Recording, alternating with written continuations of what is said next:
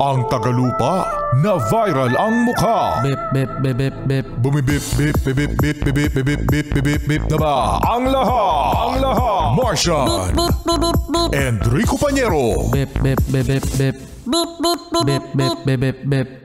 Bip bip bip bip bip.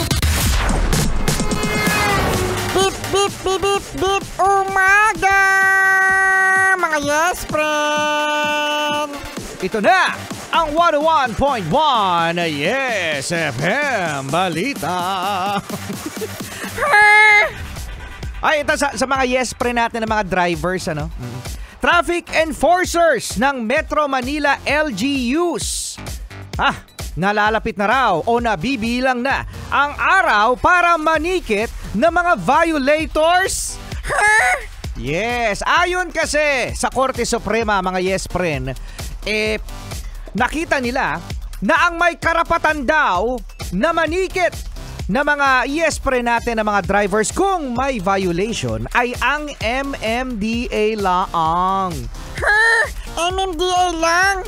Yes, friend. Mga MMDA traffic enforcers lang. Yun nga lang, mga yes, friend. Alam nyo ba na ang nag-e-exist na mga MMDA enforcers ngayon ay 2,500. Wow, ang dami! Kulang pa rin yan dahilan sa ang kailangan ng MMDA na magta-traffic para maibsan ang problema sa mga violators na mga drivers ay 8,000. Ano? 8,000 ang kailangan? Yes, 8,000 Martian.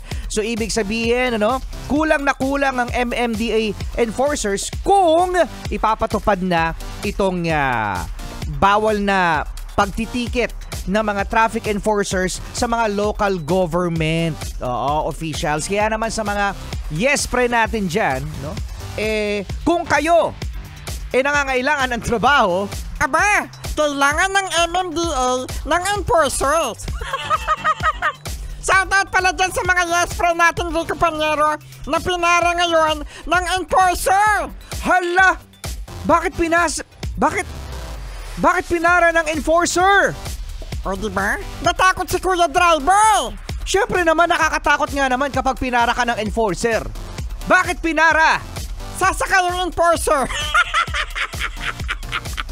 Sasakay lang, bakit? Bakit lahat ba ng pinara ng enforcer ulihin? Wala bang karapatan yung enforcer na sumakay?